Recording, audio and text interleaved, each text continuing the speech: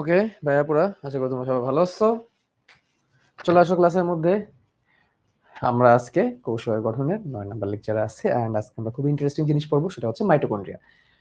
Okay, let's start.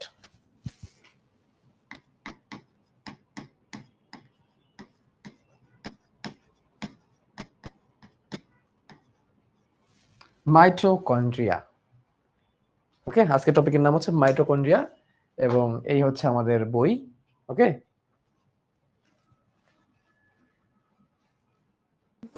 মাইটোকন্ড্রিয়াতে মাইটোকন্ড্রিয়াতে এটাকে আমরা কোষের শক্তি ঘর বা পাওয়ার হাউস বলি। হ্যাঁ, মাইটোকন্ড্রিয়াকে আমরা কি কি জানি? কোষের পাওয়ার হাউস বলি এটাকে। এটাকে আমরা শক্তি ঘর বলি। কোষের শক্তি ঘর বলি। এখান থেকে কোষের শক্তি তো উৎপাদন হয়, এটসেট্রা এটসেট্রা এটসেট্রা। তো মাইটোকন্ড্রিয়াকে এন্ডোসিম্বায়ন্ট বলা হয়। এন্ডোসিম্বায়ন্ট। মাইটোকন্ড্রিয়াটা এন্ডোসিম্বায়ন্ট। কেন এটা এন্ডোসিম্বায়ন্ট? ধারণা করা হয় mitochondria once upon A time it was A bacteria. এটাকে বলা হয় বায়োবিও ব্যাকটেরিয়া, যে বায়োবিও ব্যাকটেরিয়া অক্সিজেন গ্রহণ করতে পারতো। অক্সিজেন গ্রহণ করে তার দেহের ভিতরে এটিপি তৈরি করতে পারতো এবং সেই ব্যাকটেরিয়াটি একটি প্রকৃত কোষের মধ্যে ঢুকে গেছে। প্রকৃত কোষে ঢোকার ফলে সে তারপরে সেখানে টিকে থাকছে। টিকে থেকে সময়ের সাথে সাথে সেটা কিসে পরিণত হয়ে গেছে? মাইটোকন্ড্রিয়াতে পরিণত হয়ে গেছে। সো এটাকে এই জন্য মাইটোকন্ড্রিয়াকে এন্ডোসিম্বায়ন্ট অর্গানু বলা হয়। ঠিক আছে? তো মাইটোকন্ড্রিয়ার আদি স্টোরি যদি আমরা বলি, দেখো এটা ছিল একটা প্রকৃত কোষ। Eukaryotic sell.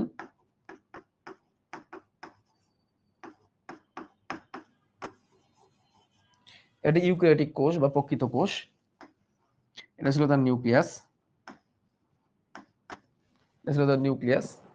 এই প্রকৃত কোষের মধ্যে বাইরে থেকে দেখো, এটা ছিল একটা ব্যাকটেরিয়া।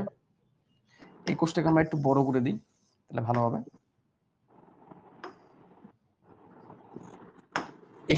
এখানে কি হয়েছিল? একটা ব্যাকটেরিয়া, এটা একটা ব্যাকটেরিয়া ছিল। সেই ব্যাকটেরিয়ার পক্ষে কি করা সম্ভব ছিল? এই ব্যাকটেরিয়া তো তার নিজস্ব ডিএনএ, বৃত্তাকার ডিএনএ ছিল, রাইবোজোম ছিল। কারণ একটা ব্যাকটেরিয়া তৈরি করতে গেলে ডিএনএ লাগে, রাইবোজোম লাগে। এই ব্যাকটেরিয়া বাইরে থেকে অক্সিজেন গ্রহণ করতে পারতো। নরমালি ব্যাকটেরিয়া কিন্তু অক্সিজেন গ্রহণ করে না, বাট এই ব্যাকটেরিয়া বাইরে থেকে অক্সিজেন গ্রহণ করতে পারতো। যার কারণে এটাকে অ্যারোবিক ব্যাকটেরিয়া বা বায়োবিও ব্যাকটেরিয়া বলতো।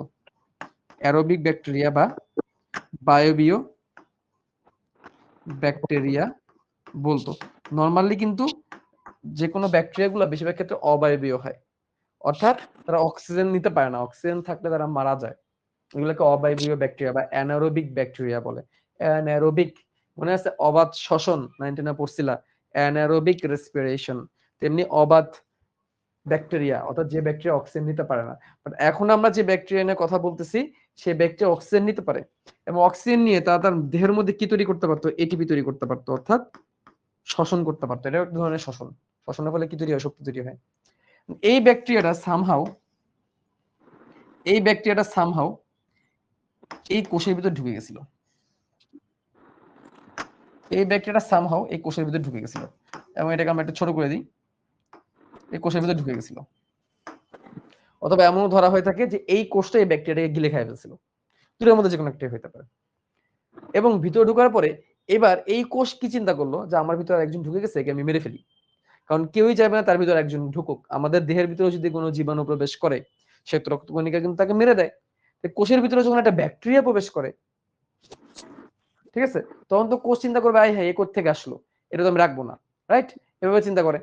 তো কোষ তখন এই ব্যাকটেরিয়াটাকে মেরে দেওয়ার চিন্তা করে, তখন খেয়াল করে এই ব্যাকটেরিয়া তো চাইলে শক্তি তৈরি করতে পারে, অক্সিজেন নিয়ে শক্তি তৈরি করতে পারে। এটা তো একটা ডিম পাড়া হাঁস, একে তো মেরে ফেলা যাবে না, একে মেরে ফেললে বোকামি, রাইট? তখন এই কোষটা তাকে রেখে দেয় এবং সময়ের সাথে সাথে এই ব্যাকটেরিয়াটা শক্তি তৈরি করতে করতে আস্তে আস্তে এরকম মাইটোকন্ড্রিয়ায় পরিণত হয়ে যায় এবং এটাই হয়ে যায় মাইটোকন্ড্রিয়া। এই ব্যাকটেরিয়াই ভিতরে প্রবেশ করে সে সময়ের সাথে সাথে পরিণত হয় একটা অঙ্গাণুতে, যার নাম হয়ে যায় মাইটোকন্ড্রিয়া। এবং এভাবেই মাইটোকন্ড্রিয়ার সৃষ্টি। এবং এই জন্যই তাকে বলা হয় এন্ডোসিম্বায়ন্ট। এই পদ্ধতিটার নাম হচ্ছে এন্ডোসিম্বায়োসিস। এন্ডো মানে ভেতরে, সিম মানে সহাবস্থান, বায়ো মানে জীব। খেয়াল করো, এন্ডো মানে ভেতরে, এন্ডো মানে ভেতরে, সিম মানে সহ, বায়ো মানে জীব, ভেতরে সহজীব হিসেবে সে থাকবে। অর্থাৎ সে এক সময়টা ব্যাকটেরিয়া ছিল, ব্যাকটেরিয়া তো একটা জীব, বাট সে আরেকটা কোষের ভিতরে ঢুকে গেছে, আরেকটা জীবের ভিতরে ঢুকে গেছে, ঢুকে সেখানে বসবাস করতেছে। That's so it's called endosymbiont. Bacteria একটা এন্ডোসিম্বায়ন্ট। হ্যাঁ, মাইটোকন্ড্রিয়া এন্ডোসিম্বায়ন্ট, এই কথাটা মাথায় রাখতে হবে। এই কথাটা বলো তো আমরা আগে পড়াইছি না প্রিয় স্টুডেন্টস? বলো তো, আমরা জিনিসটাকে পড়ছি না? পড়ছি কিনা বলো? পড়ছি। এন্ডোসিম্বায়ন্ট আমরা পড়ছি, তাহলে এই জিনিসটাকে আমরা এই সাইডে সরাই দিই। এখন একটা জিনিস আমরা এখান থেকে জানলাম যে মাইটোকন্ড্রিয়াটা এককালে ব্যাকটেরিয়া ছিল। তো মাইটোকন্ড্রিয়া এককালে ব্যাকটেরিয়া ছিল, একটা ব্যাকটেরিয়ার কি থাকে? একটা ব্যাকটেরিয়ার বৃত্তাকার ডিএনএ থাকে, নিজস্ব ডিএনএ থাকে, নিউক্লিয়াসের আবরণ কিন্তু থাকে না, কারণ ব্যাকটেরিয়া আদিকোষী, তার রাইবোজোম থাকে। তো ব্যাকটেরিয়ার রাইবোজোম কত এস বলো তো ভাইয়া? ব্যাকটেরিয়ার রাইবোজোম কত এস? কত এস ব্যাকটেরিয়ার ribosome? 60s, 70s or 80s, নাকি 55s, না 77s? এই 70s। যে 80s বলছো সে ভুল বলছো, ব্যাকটেরিয়ার রাইবোজোম 70s। এখনো যদি আমরা 70s কে 80s কে এখনো শিখি নাই, তোমাদের এখন রাইবোজোমই পড়াই নাই, এটুকু তোমাদের মুখস্থ হয়ে গেছে। আদি কোষের রাইবোজোম গুলা 70s, প্রকৃত কোষের রাইবোজোম গুলো 80s। 80s 70s এর মিনিং ভালো করে শিখবো আমরা, টেনশনের কিছু নাই। ওকে, তাহলে একটা ব্যাকটেরিয়া যেহেতু সে ছিল, তার মধ্যে 70s রাইবোজোম ছিল, তার মধ্যে বৃত্তাকার ডিএনএ ছিল, কারণ ব্যাকটেরিয়ার ভিতরে বৃত্তাকার ডিএনএ থাকে। বলো তো আমার ওয়েব স্টুডেন্টরা, বৃত্তাকার ডিএনএ কে কি নামে ডাকে?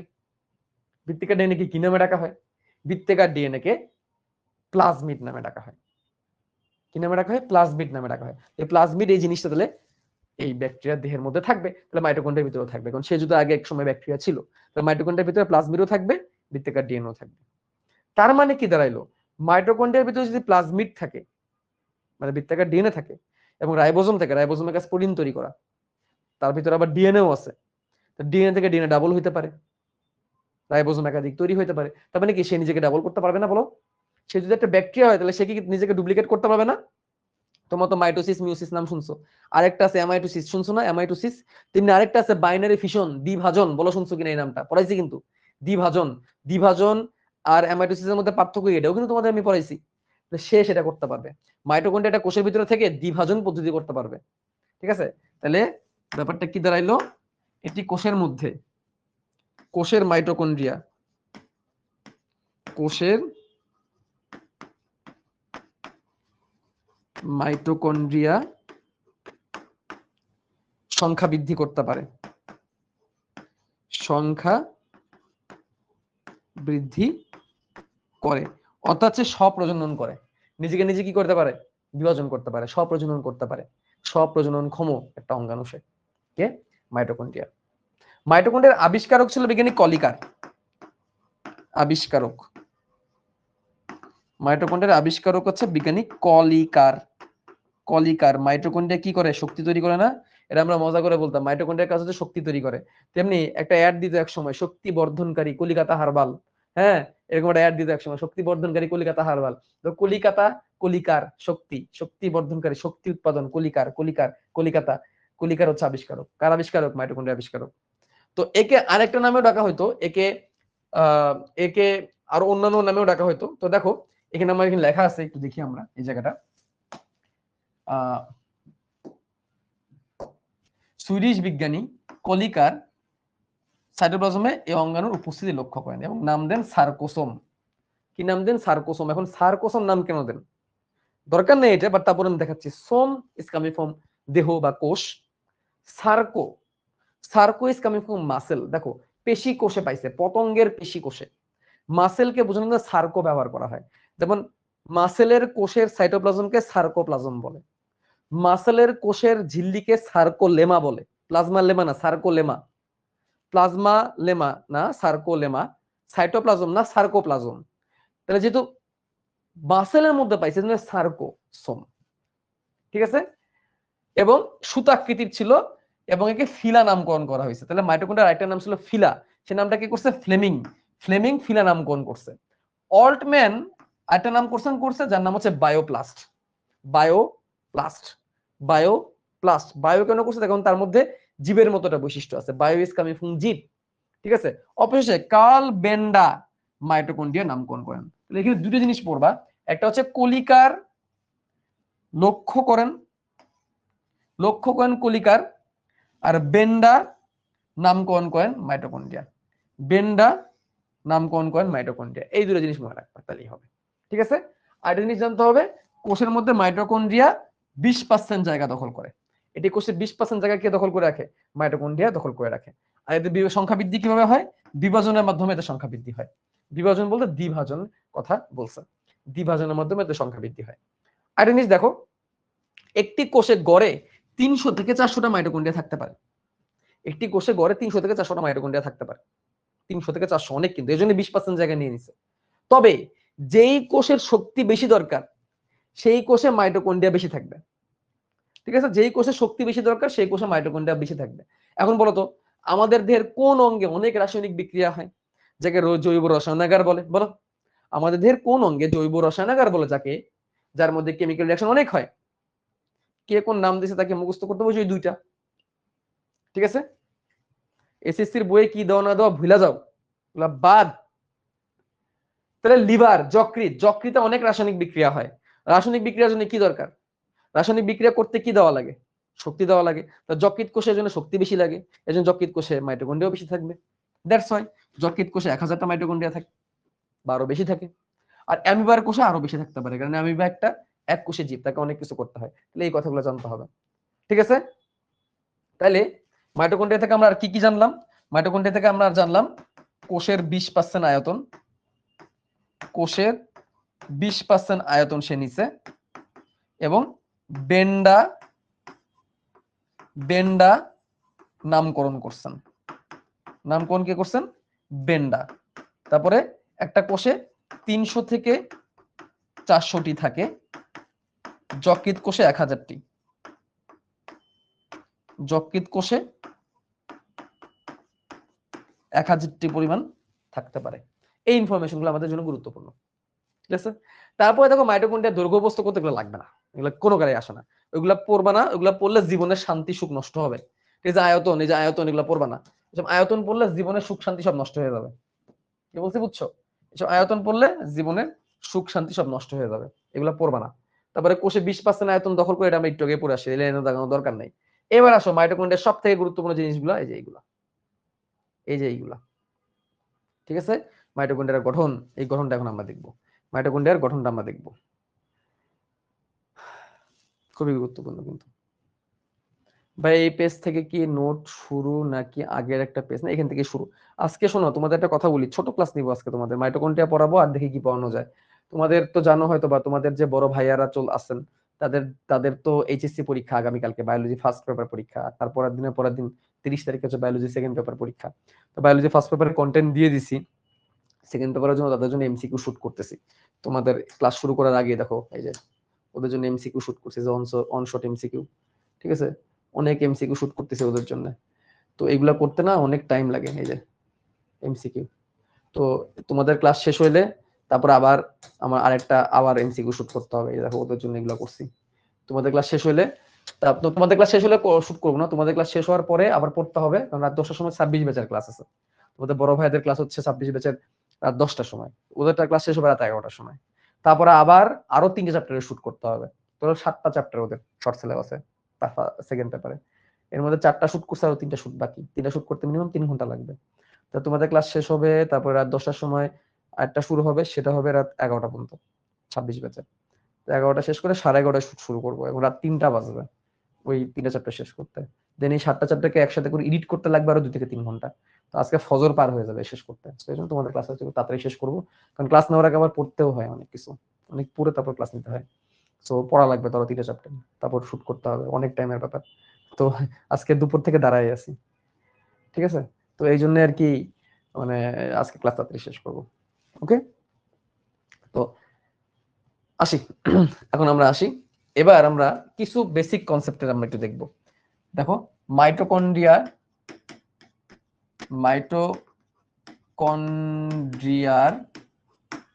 আবরণ।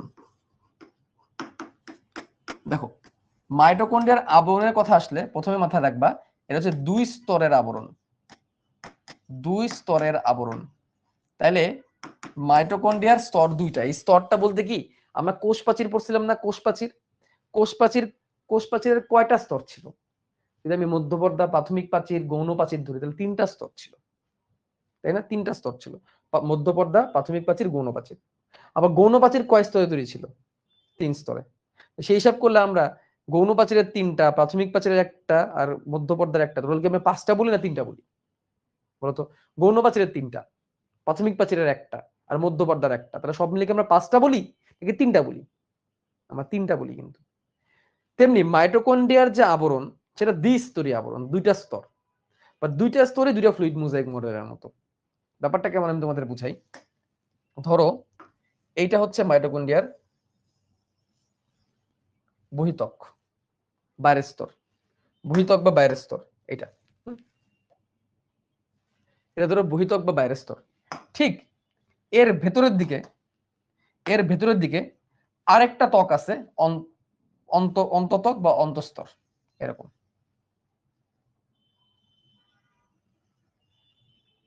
অন্ততক বা অন্তঃস্তর এরকম দুই স্তর। কয়টা স্তর? দুইটা স্তর। মাইটোকন্ড্রিয়ার কয় স্তরী? দুই স্তরী।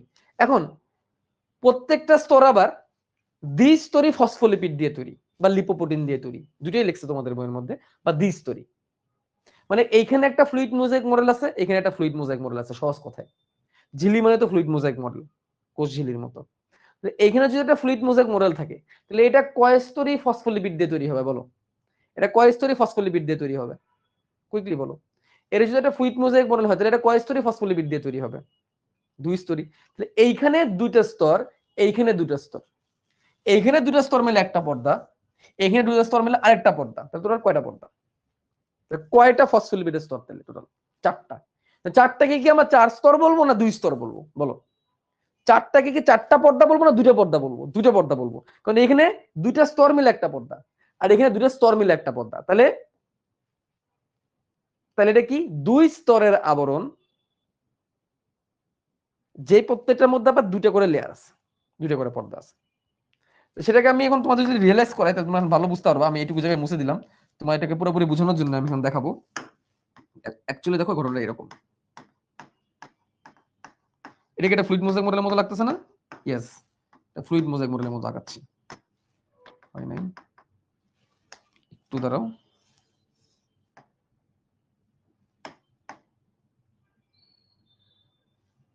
ঠিক আছে, এটা হচ্ছে ফসফোলিপিড বাইলেয়ার। ফসফেটের মাথা, লিপিডের লেস। মনে আছে কোষ ঝিলিতে আঁকাইছিলাম যে? মনে করো কোষ ঝিলিতে আঁকাইছিলাম।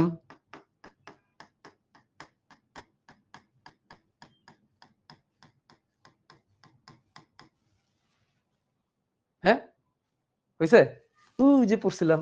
তাহলে দুইটা স্তর। এবার আমরা আরেকটা আঁকাবো ভিতরে। এটা ফসফোলিপিড বাইলেয়ার, না বুঝলে তোমার কোষ ঝিল্লির কাজটা করে আসতে হবে। আচ্ছা, এবার এখানেও সেম। এটা ফসফোলিপিড একটা স্তর, একটা স্তর আঁকাইলাম,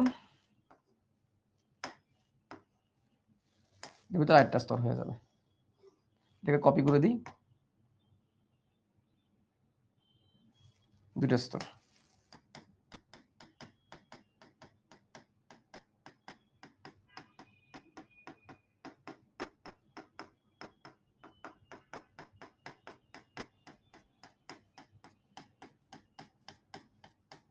কারো যদি না বুঝে তাকে আমি একটু সহজে বুঝাই দিই এখানে আমি অ্যাকচুয়ালি কি আঁকাইলাম। দেখো, ওহো ভুল হয়ে গেল, মাঝখানে এই জায়গাটাকে অন্য একটা কালার দেওয়া উচিত ছিল। আমরা লাল কালার দিয়ে দিই, পুরো লাল হয়ে গেছে। আচ্ছা দেখ, সমস্যা নেই, খারাপ লাগতেছে।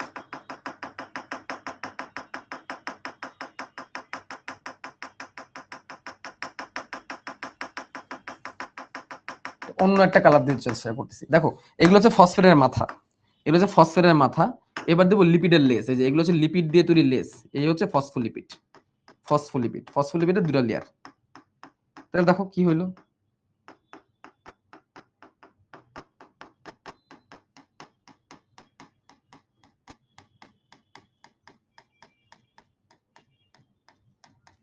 ব্যাপারটা এরকম হইলো, এই হচ্ছে ফসফেটের মাথা আর এই হচ্ছে লিপিডের লেজ, এই হচ্ছে ফসফোলিপিড, এই হচ্ছে লিপিডের লেজ, এই হচ্ছে ফসফেটের মাথা। তাহলে এটা হচ্ছে ফসফোলিপিড, এটা ফসফোলিপিড, তাহলে দুটো ফসফোলিপিড মিলে ফসফোলিপিড বাইলেয়ার।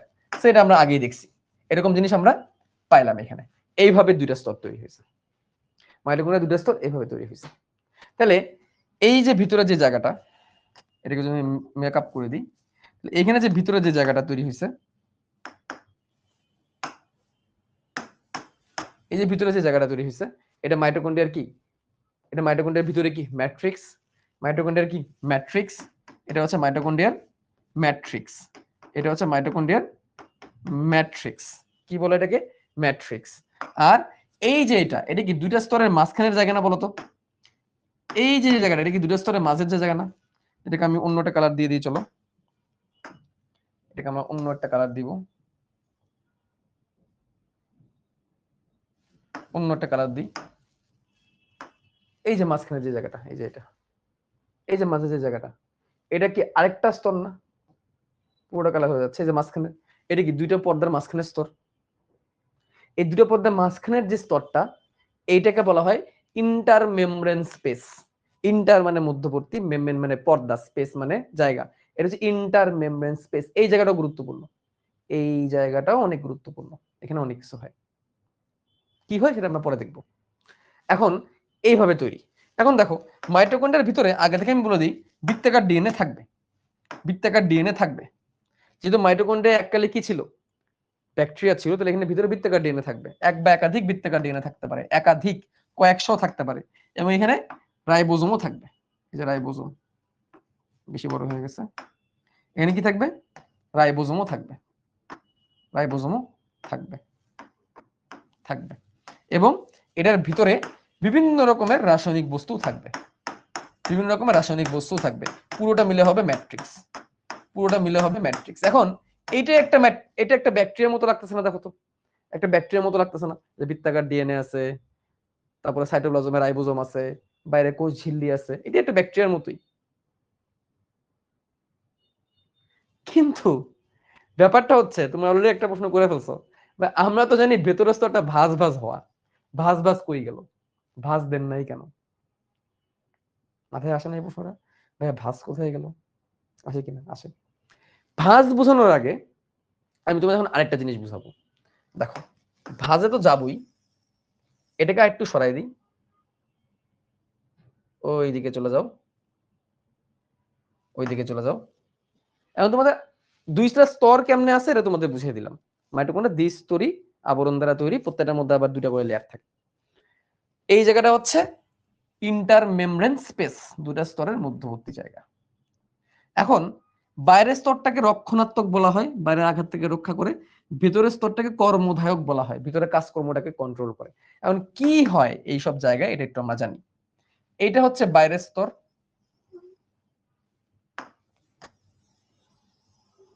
বাইরের স্তর, ভিতরে পুকি কালার দিয়া ভেতরের স্তর, পুকি কালার মানে তো বুঝো পিঙ্ক কালার, ভেতরের স্তর দিয়ে দিলাম। আর এই ভেতরের স্তরের গায়ে অনেক কিছু আছে, কি আছে, এইখানে ইলেকট্রন প্রবাহ করার জন্য কিছু জিনিসপত্র আছে, যেগুলোর কাছে ইলেকট্রন প্রবাহ করা। আবার কিছুক্ষণ পর গুলটুস গুলটুস গুলটুস গুলটুস আছে, এরকম এরকম এরকম কিছুক্ষণ পর গুলটুস গুলটুস গুলটুস আছে, এরকম গুলটুস গুলটুস গুলটুস আছে,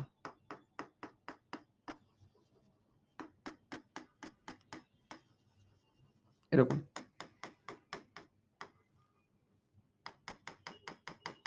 এই যে এরকম টাইপের, এর ভিতরের স্তরটা এরকম টাইপের। এখন আমরা আপাতত মনে করি বাইরের স্তরটা নাই, বা এটাকে একটু বড় করে সাইডে রেখে দিই, একটু বড় করে রাখি ভিতরের জায়গাটা বানানোর জন্য। ধরলাম বাইরেটা আপাতত নাই, ভিতরের স্তরটা নিয়ে আমরা কাজ করতে গেলাম। ভিতরের স্তরটা বলছিলাম কি কর্মবিধায়ক, কর্মধায়ক মানে এখানে কাজ হয়। আর বাইরের স্তরটা হচ্ছে রক্ষণাত্মক। রক্ষণাত্মক মানে কি বলো, রক্ষণাত্মক মানে কি, রক্ষণাত্মক মানে যে বাইরের আঘাত থেকে রক্ষা করে, হেল্প করে, ঠিক আছে?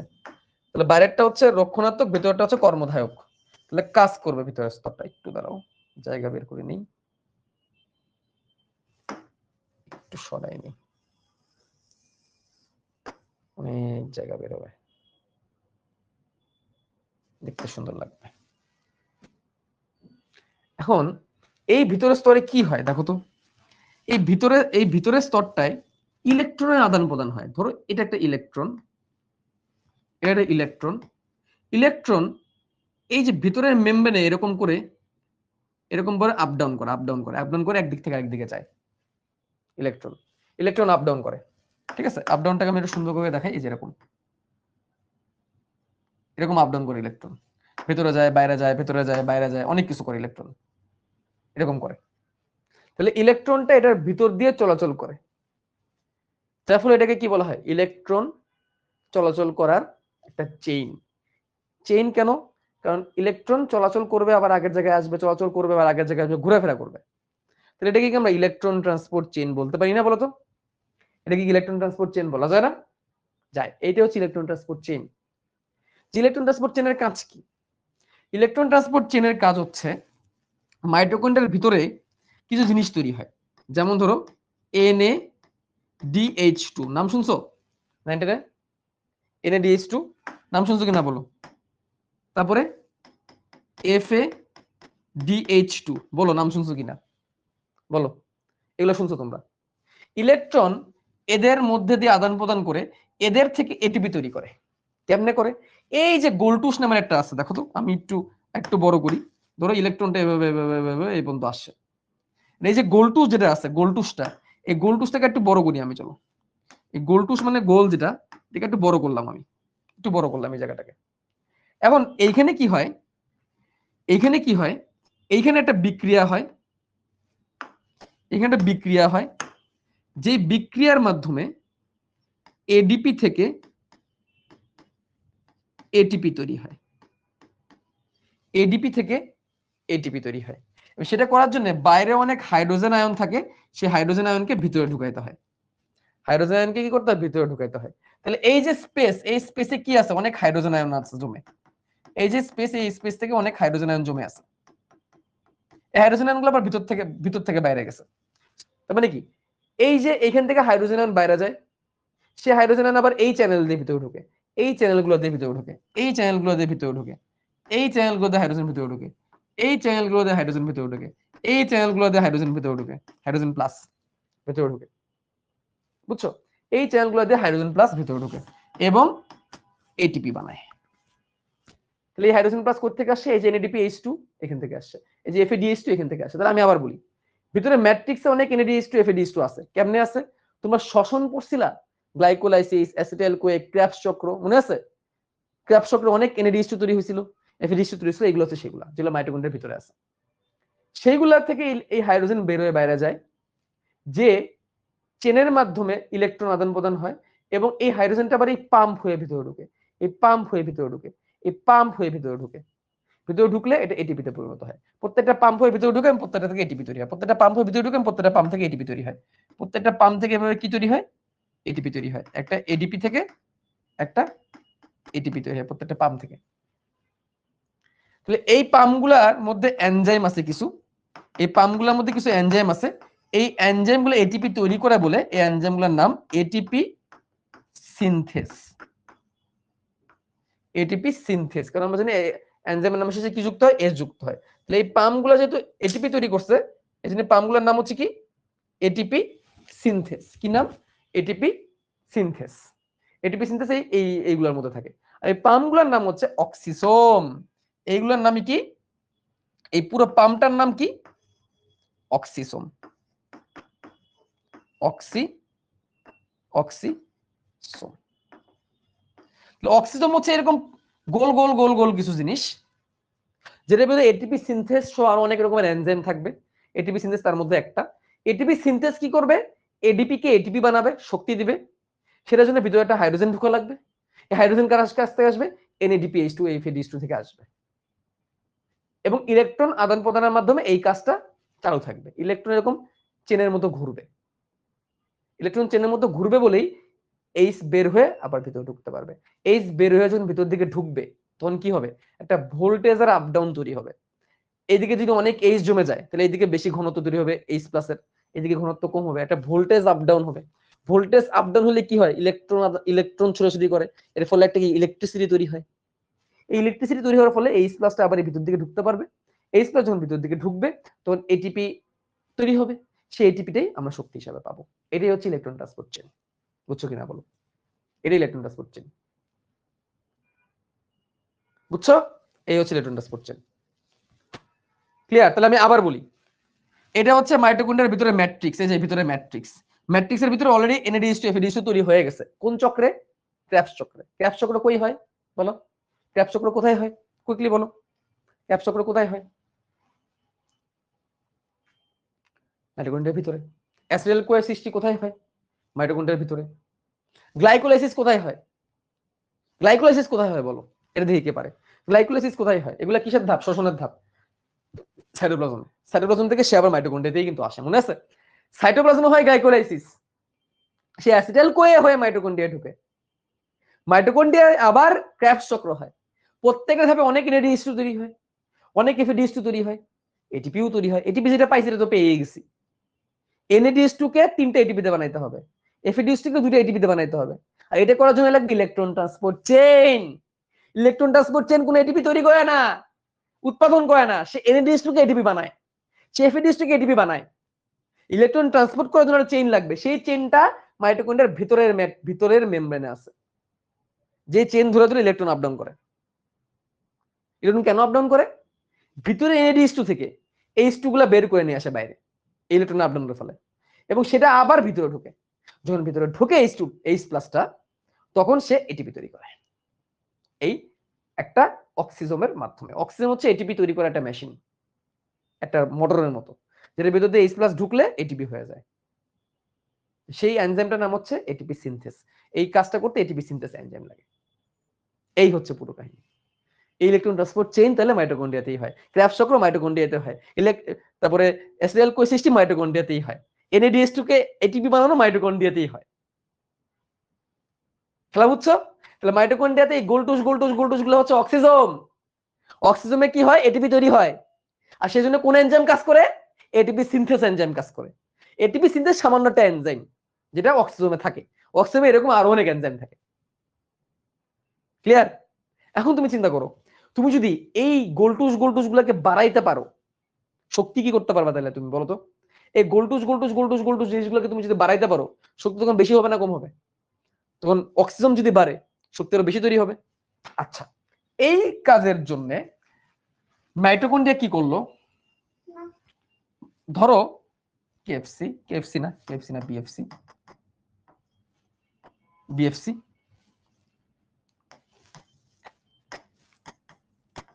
বিএফসি অনেক সময় দেখবা কি করবে, বা ধরো সৌদিতে একটা এরকম চিকেন কোম্পানি আছে যার নাম হচ্ছে আলবাইট। তো এখানে কি করে, এত সিরিয়াল পরে কাউন্টারে এত সিরিয়াল পরে যে এটা ধরো কাউন্টার, এটা ধরো একটা কাউন্টার, এটা ধরো একটা কাউন্টার, এটা কাউন্টার, এটা কাউন্টার, ঠিক আছে? এটা হচ্ছে ঢোকার গেট, এটা ধরো গেট, এন্ট্রি গেট। এখন এখানে যদি সোজা হয়ে মানুষকে দাঁড়াইতে বলে, এই যদি মানুষকে সোজা হয়ে দাঁড়াইতে বলে, তাহলে হাতে গোনা কয়েকটা মানুষ দাঁড়ানোর সুযোগ পাবে। এখানে যদি মানুষকে সোজা হয়ে দাঁড়াইতে বলে, তাহলে মেইন গেটে জাস্ট কয়েকটা মানুষ দাঁড়াইতে পারবে, বেশি না, চাপাচাপি করে। এই যে চাপাচাপি করে কয়েকটা মানুষ দাঁড়াইতে পারবে, এরকম এরকম দাঁড়াইতে পারবে। এখন ওরা চিন্তা করলো কি, এটা আমি এবার সৌদিতে যা দেখছি, এটা বাংলাদেশেও আছে বেশ কিছু কাউন্টার, বাট ওই দেশে বেশি। ওরা কি করে, এরকম একটা রাস্তা করে দেয়, এরকম একটা রাস্তা বানায় দেয়, এবং মানুষজনকে এই রাস্তা ধরে ধরে ধরে ধরে ধরে ধরে ধরে ধরে ধরে ধরে ধরে ধরে ধরে এইভাবে যাইতে হয়, এইভাবে যাইতে হয়। দেখো তোমার কি মনে হচ্ছে বলো তো, আগের থেকে বেশি মানুষ দাঁড়াইতে পারতেছে না কম দাঁড়াইতে পারতেছে? আমি কিন্তু ফাঁকা ফাঁকা করে আগাইছি। তোমার কি মনে হচ্ছে আগে থেকে কি বেশি মানুষ যেতে পারতেছে নাকি কম মানুষ এখানে দাঁড়ানোর সুযোগ পাইছে? বলো, আগে থেকে বেশি মানুষ দাঁড়ানোর সুযোগ পাইছে নাকি কম মানুষ দাঁড়ানোর সুযোগ পাইছে? বেশি মানুষ দাঁড়ানোর সুযোগ পাইছে। তুমি যদি দেখো তাও লাভ হচ্ছে না, তুমি কি করতে পারবা, এখানে আরেকটা লাইন তৈরি করতে পারবা। কিভাবে? ভাঁজ বাড়ায় দাও, ভাঁজ বাড়ায় দাও, ভাঁজ বাড়ায় দাও। দেখবে এখানে আরো অনেক মানুষ অল্প জায়গায় দাঁড়াইতে পারতেছে। তাইলে তুমি যদি শক্তি বেশি তৈরি করতে চাও, এটিপি সিনথেস বাড়াইতে চাও, অক্সিজেন বাড়াইতে চাও, তাহলে কি করতে হবে? ভিতরের লেয়ারটাকে কি করতে হবে? ভাঁজ করে দিতে হবে। ভিতরের লেয়ারটাকে ভাঁজ করে দিতে হবে। ভিতরের লেয়ারটাকে তুমি যদি এরকম ভাঁজ করে দাও, ভিতরের লেয়ারটাকে তুমি যদি এরকম ভাঁজ করে দাও, তাহলে কি হবে? অনেক জায়গা পাওয়া যাবে। সেই ভাবাটাই হয় কাজ। সেই জন্যেই ভেতরের স্তরটাকে এরকম ভেতর দিকে ভাঁজ করে দেওয়া হয়।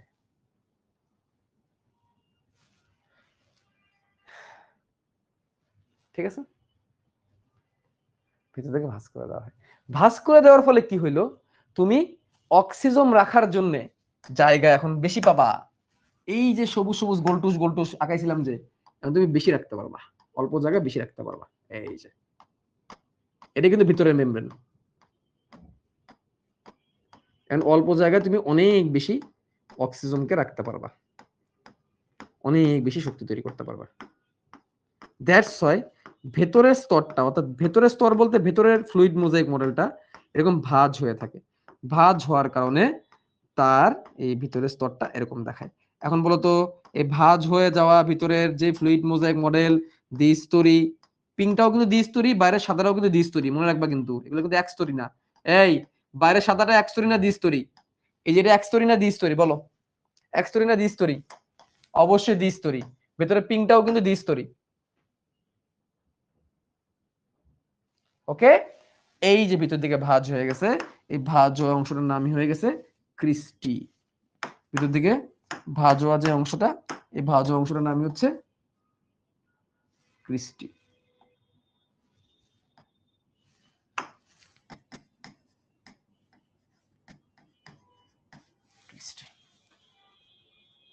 ওকে,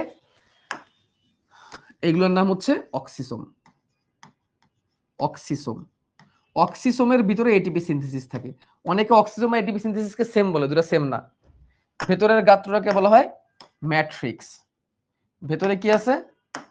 ম্যাট্রিক্স। ভেতরে কি আছে? ম্যাট্রিক্স। আরো কি আছে ভেতরে? বৃত্তাকার ডিএনএ। বৃত্তাকার ডিএনএ যাকে আমরা বলি প্লাজমিড। বৃত্তাকার ডিএনএ যাকে আমরা বলি প্লাজমিড, এবং রাইবোজোম। এবং রাইবোজোম, প্লাজমিডের আশেপাশে বেশ কিছু রাইবোজোম দিয়ে দিব।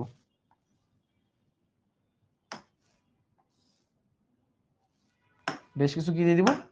রাইবোজোম দিয়ে দিব।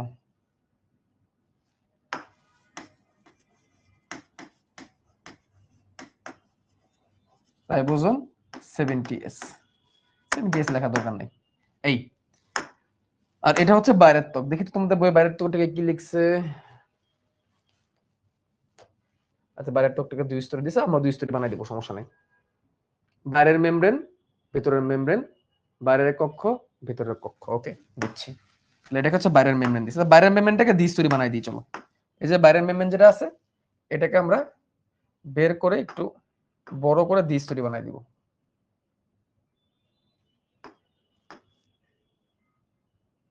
এই যে বাইরের মেমব্রেনটা দ্বিস্তরী করে দিলাম, আর ভেতরের মেমব্রেনটাকেও দ্বিস্তরী করে দিব। ভেতরের মেমব্রেনটাকেও দ্বিস্তরী করে দিব।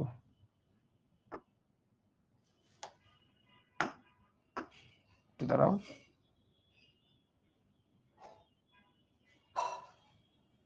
এই দ্বিস্তরী করে দিলাম ভেতরের মেমব্রেনটাকে। ঠিক আছে, তাহলে ওটা হচ্ছে ভেতরের মেমব্রেন। এটা হচ্ছে ভেতরের মেমব্রেন।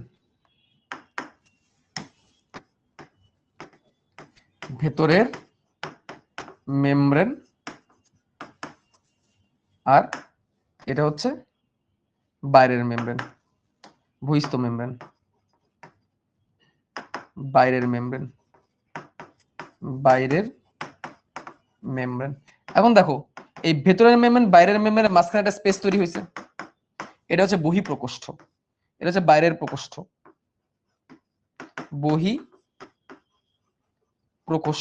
বহিঃপ্রকোষ্ঠতে কি থাকে দেখি, কার মাথায় মনে আছে বলো? বহিঃপ্রকোষ্ঠতে কি থাকে?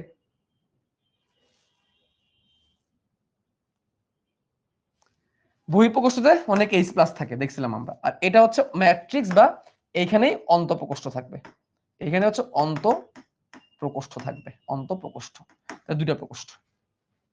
ইয়েস, হয়ে গেল, মাইটোকন্ড্রিয়া হয়ে গেল। এখানে তৈল বিন্দু অনেক কিছু থাকতে পারে, এগুলা গুরুত্বপূর্ণ না। আমরা একটু এই কালারটাকে চেঞ্জ করে দিই, এই কালারটাকে আমরা সবুজ করে দিলে ভালো, সবুজ না, আমরা এই কালার হলুদ কালার দিয়ে দিই, হলুদ কালারটা ফুটতেছে, প্লাজমিডটাকে আমরা হলুদ বানাই দিলাম, ফুটানোর জন্য জাস্ট, আর কিছু না, হলুদ করে দিলাম। রাইবোজোমটাকে আমরা হলুদ করে, রাইবোজোমটাকে আমরা হলুদ করে দিই, ফুটবে আর কি, জাস্ট এটা আমি এমনি করলাম। That's it, this is the figure of mitochondria.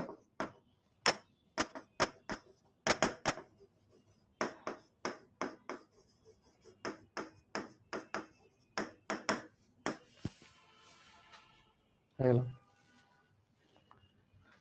Mitochondria খুবই সহজ জিনিস, এখানে শক্তি তৈরি হয়। এখন আসো, কাহিনী এখনো বাকি আছে অনেক। আবরণ, মাইটোকন্ড্রিয়ার আবরণ। মাইটোকন্ড্রিয়া লিপোপ্রোটিন বাইলেয়ার দিয়ে তৈরি, লিপোপ্রোটিন বাইলেয়ার দিয়ে হতে পারে, ফসফোলিপিড দিয়ে হতে পারে, কোনো সমস্যা নাই। লিপোপ্রোটিন বাইলেয়ার দিয়ে তৈরি, দুটি মেমব্রেন, লিপোপ্রোটিন বাইলেয়ারের দুটি মেমব্রেন, বাইলেয়ারের দুটি মেমব্রেন দিয়ে তৈরি, ঠিক আছে। বাইরের মেমব্রেন ভেদ করে ভেতরে ক্ষুদ্র ক্ষুদ্র আয়ন প্রবেশ করতে পারে, আবার বের হয়ে যেতে পারে। আর বাইরের মেমব্রেনে অনেক অন্যান্য বেশি কিছু থাকে না। আবরণের মাঝখানে দূরত্ব তেমন দরকার নেই, এর কাজ হচ্ছে রক্ষণাত্মক। বাইরের মেমব্রেনের প্রকোষ্ঠ, দুটি মেমব্রেনের মাঝখানে ফাঁকা স্থানকে বলে বহিঃপ্রকোষ্ঠ, আর মাঝখানেরটা হচ্ছে অভ্যন্তরীণ কক্ষ। অভ্যন্তরীণ কক্ষে যেটা থাকে এটার নাম হচ্ছে ম্যাট্রিক্স। এগুলো সিনশিয়ালি লিখতে হবে কিন্তু বর্ণনায়। ক্রিস্টি বা প্রবর্ধক,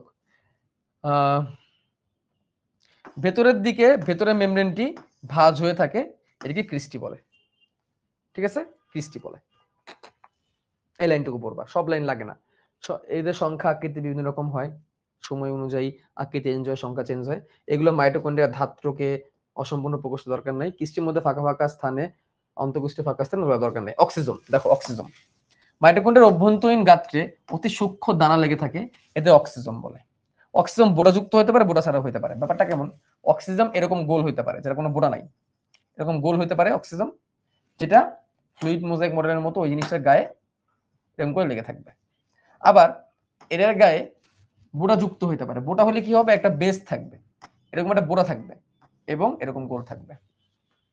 এই গোলটার নাম হচ্ছে মস্তক বা মাথা, এই যে এরকম টাইপের হয়, মস্তক বা মাথা। এটা হচ্ছে বোটা, এটা হচ্ছে বোটা, এটা হচ্ছে বেস। দুই টাইপের হতে পারে, বোটা যুক্ত হতে পারে, বোটা ছাড়া হতে পারে। এটাই বলছে বোটা যুক্ত বা বোটা ছাড়া হতে পারে। বোটা যুক্ত হইলে একটা মাথা থাকবে, একটা বোটা থাকবে, একটা ভূমি থাকবে। এখানে এটিপি সিনথেসিস থাকে। আর এটিপি সিনথেসিস কি? এটিপি সিনথেসিসের ইলেকট্রন ট্রান্সপোর্ট চেইন কি? এটিপি সিনথেসিসের ইলেকট্রন ট্রান্সপোর্ট চেইন কি?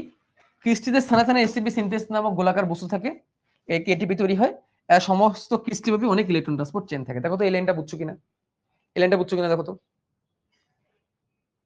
এটিপি সিনথেসিস এনজাইম থাকে, ওই থাকে অক্সিজেনের ভিতরে, আর এটার মধ্যে অনেক ইলেকট্রন ট্রান্সপোর্ট চেইন থাকে। বৃত্তাকার ডিএনএ ও রাইবোজোম, মাইটোকন্ড্রিয়ার নিজস্ব বৃত্তাকার ডিএনএ থাকে এবং রাইবোজোম থাকে, ঠিক আছে। আচ্ছা, নিজস্ব বৃত্তাকার ডিএনএ না থাকলে মাইটোকন্ড্রিয়া কোষীয় শোষণ করতে পারতো না। কোষীয় শোষণ মানে ওই যে এটিপি তৈরি, এটা করতে পারতো না। এখন গ্লুকোজ ভেঙে যে 36 এটিপি, এটা পারতো না যদি নিজের ডিএনএ না থাকতো। যে এটিপি উৎপাদন, কোষীয় শোষণ মানে হচ্ছে এটিপি উৎপাদন, এটা না সে করতে পারতো না। মাইটোকন্ড্রিয়ার মোট শুষ্ক ওজনের 65% প্রোটিন, 29% গ্লিসারাইড, 4% লিসিথিন ও সেফালিন, 2% কোলেস্টেরল, যদি পাইরোপোরো, এটা মেডিকেলের জন্য, যদি পাইরোপোরো, ঠিক আছে, যদি পারো পড়ো। আর এখানে ভিটামিন ই পাওয়া যায়, এগুলো যদি পারো মেডিকেলের জন্য পড়ো, এগুলো এত বেশি প্রেশার নিয়ে পড়ার মতো কিছু নাই। আচ্ছা, মাইটোকন্ড্রিয়ার ঝিল্লিতে, মাইটোকন্ড্রিয়াতে প্রায় 100 রকমের এনজাইম এবং কোএনজাইম আছে। এখান থেকে এমসিকিউ আসে, খেয়াল করবেন স্টুডেন্টস। এখানে এনজাইমের পাশে কোএনজাইম লেখা আছে, কিন্তু এনজাইম এবং কোএনজাইম যদি পরীক্ষা আসে 100 রকমের এনজাইম তাহলে দাগানো যাবে না। এনজাইম এবং coenzyme, what is coenzyme? Coenzyme হচ্ছে যে এনজাইম তৈরি করে, কোএনজাইম হচ্ছে এনজাইমের একটা অংশ। ঠিক আছে, আরেকটা জিনিস লাগবে, মাইটোকন্ড্রিয়ার ভিতরের ঝিল্লিতে কার্ডিওলিপিন নামক একটা ফসফোলিপিড পাওয়া যায়। কার্ডিওলিপিন এটা একটা নতুন phospholipid. Lipin is coming from lipid, cardiolipin এটা একটা নতুন একটা ফসফোলিপিড। আমরা তাহলে কয়টা ফসফোলিপিডের নাম জানলাম? ফসফোটাইডিক অ্যাসিড এটা সরল প্রকৃতির ফসফোলিপিড, কোষঝিল্লিতে পড়ছিলাম। লিসিথিন পড়ছি, প্লাজমালোজেন পড়ছি, আর নতুন একটা বললাম কার্ডিওলিপিন। বেশ কয়েকটা ফসফোলিপিডের নাম কিন্তু আমরা শিখলাম। এটা কিন্তু খুবই গুরুত্বপূর্ণ এমসিকিউ, এটা কিন্তু ভালো করে জানবেন। ঠিক আছে, এই কথাগুলো যদি আমি এখন এখানে একসাথে তুলি তাহলে কি হয়? এগুলো কিন্তু প্রত্যেকটা বর্ণনা লিখতে হবে, কিন্তু আপনাকে বর্ণনা কিন্তু লিখতে হবে। বর্ণনা লিখবেন যে, প্রথম বর্ণনা লিখবেন মেমব্রেন, মেমব্রেনের বর্ণনা লিখবেন। তারপরে হচ্ছে প্রকোষ্ঠ, দুইটা প্রকোষ্ঠ আছে, বহিঃপ্রকোষ্ঠ বা বহিস্থ কক্ষ এবং অভ্যন্তরীণ প্রকোষ্ঠ। অভ্যন্তরীণ প্রকোষ্ঠ ম্যাট্রিক্স বলে। ঠিক আছে, 3 নম্বরে লিখবেন ক্রিস্টি, ভিতরের দিকে প্রবর্ধক বা ভাঁজ, ভিতরের স্তরটা এরকম ভাঁজ হয়ে যায়, এটাকে বলে ক্রিস্টি। ক্রিস্টির গায়ে কি লাগানো থাকে? ক্রিস্টির গায়ে লাগানো থাকে অক্সিসোম। অক্সিসোম আবার দুই রকমের, বোটা যুক্ত হইতে পারে, বোটা বিহীনও হইতে পারে। ক্রিস্টির গায়ে অনেক কি লাগানো থাকে? ATP synthase, ATP synthase enzyme থাকে এবং ইলেকট্রন ট্রান্সপোর্ট চেইন থাকে, এবং এর সাথে কি থাকে?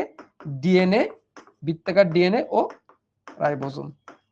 এই প্রত্যেকটার এভাবে লিখবেন, এই কয়টা উপাদানের কথা লিখে প্রত্যেকটার মধ্যে এটা বর্ণনা দিতে, ডট ডট ডট মানে বর্ণনা দিতে বলছি, ডট ডট ডট ডট মানে আমি বর্ণনা লিখতে বলছি। ঠিক আছে, সৃজনশীল আসলে এভাবে লিখবেন। ঠিক আছে, আর এটা কিছু না, এটা হুদাই সরাই দিতেছি না, যাতে তোমরা একটু দেখলে বুঝো আর কি ভবিষ্যতে। এটা সরাইলাম না, এটা সরাই দিতাম। এই মাইটোকন্ড্রিয়া কি বর্ণনামূলক প্রশ্ন? হয় রে, এতক্ষণ পর বাবা তুই এই প্রশ্ন করিস? সিকিউ মোস্ট ইম্পর্টেন্ট, মাইটোকন্ড্রিয়ার গঠন বর্ণনা। সৃজনশীলের জন্য মোস্ট ইম্পর্টেন্ট মাইটোকন্ড্রিয়ার গঠন বর্ণনা। ঠিক আছে,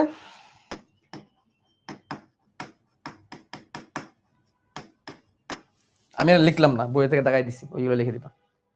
মেমব্রেন আর প্রকোষ্ঠ কি কেমনে এক হয়? মেমব্রেন মানে পর্দা, প্রকোষ্ঠ মানে চেম্বার বা গহ্বর, বা চেম্বার মানে গহ্বর বা প্রকোষ্ঠ, দুটো জিনিস কেমনে এক হয়? তোমার রুমের ভিতরে জায়গা, রুমের দেওয়াল এক জিনিস হইলো? মেমব্রেন মানে ধরো একটা জিনিসের দেওয়াল, রুমের দেওয়াল, আর প্রকোষ্ঠ মানে রুমের ভিতরে স্পেস। রুমের দেওয়াল যে দেওয়াল আর রুমের ভিতরে স্পেস যেরকম এক না, প্রকোষ্ঠ আর মেমব্রেনও এক না। ঠিক আছে, আচ্ছা আর কি কি জিনিস জানলাম মাইটোকন্ড্রিয়া থেকে? মাইটোকন্ড্রিয়া থেকে আর কি কি জিনিস জানলাম? মাইটোকন্ড্রিয়া থেকে জানলাম আমরা যেখানে 100 রকমের এনজাইম ও coenzyme. What is coenzyme? Coenzyme হচ্ছে এনজাইম তৈরির একটা অংশ, এনজাইমের একটা অংশ হচ্ছে কোএনজাইম। প্রোটিন কোএনজাইম একসাথে মিলে এনজাইম তৈরি হয়। ঠিক আছে, মনে রাখবা এনজাইমে কোএনজাইমে হচ্ছে নন প্রোটিন অংশ, কোএনজাইম হচ্ছে নন প্রোটিন অংশ, নন প্রোটিন। আমরা জানি এনজাইম তৈরি করতে গেলে প্রোটিন লাগে, এনজাইম তৈরি করতে গেলে কি লাগে? প্রোটিন লাগে, প্রোটিন লাগে। সেই প্রোটিনের সাথে যদি কিছু নন প্রোটিন অংশ যুক্ত থাকে, প্রোটিনের সাথে যদি নন প্রোটিন কিছু জিনিস যুক্ত থাকে, তাহলে সেটাকে বলা হয় কোএনজাইম। ঠিক আছে, নন প্রোটিন কি হতে পারে? শর্করা হতে পারে, এটিপি হতে পারে, এগুলো হতে পারে। তারপর একটা জিনিস আমরা কি জানলাম, সেটা হচ্ছে ভেতরের গাত্রে, ভেতরের মেমব্রেনে কার্ডিওলিপিন ফসফোলিপিড, কার্ডিওলিপিন ফসফোলিপিড, এটা খুবই গুরুত্বপূর্ণ। তারপর আমরা কি জানলাম, এরকম একটা যদি পাই চার্ট আঁকাই, এবার যদি পাই চার্ট আঁকাই, পাই চার্ট আঁকানোর পরে আমরা দেখলাম 1 2 3 4টা পার্সেন্টেজ, 65 29 4 2, 65 29 4 2, তাহলে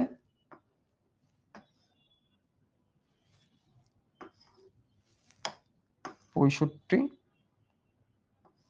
29, 29 এর জন্য আরো বেশি জায়গা লাগবে, 29 4 2, এখানে হচ্ছে 65%, এখানে 29%, এখানে 4% আর এখানে 2%। 65, 29, 4, 2, 2%,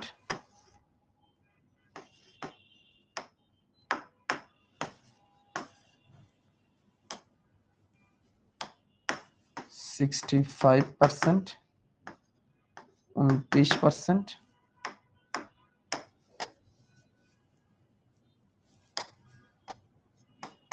4% আর এখানে 2%। 65, 29, 4, 2 এগুলা কি দেখেন, 65% কি আছে? প্রোটিন, 29% গ্লিসারাইড, 4% লেসিথিন ও সেফালিন আর 2% কোলেস্টেরল। 65% protein, 29% glyceride. 65% হচ্ছে কি? প্রোটিন।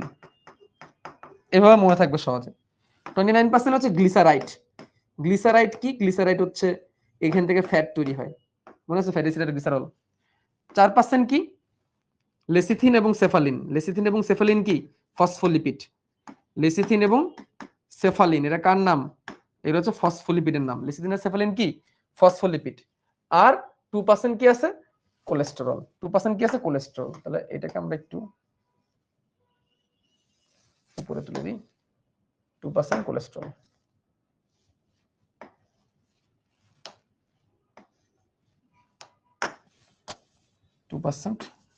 কোলেস্টেরল।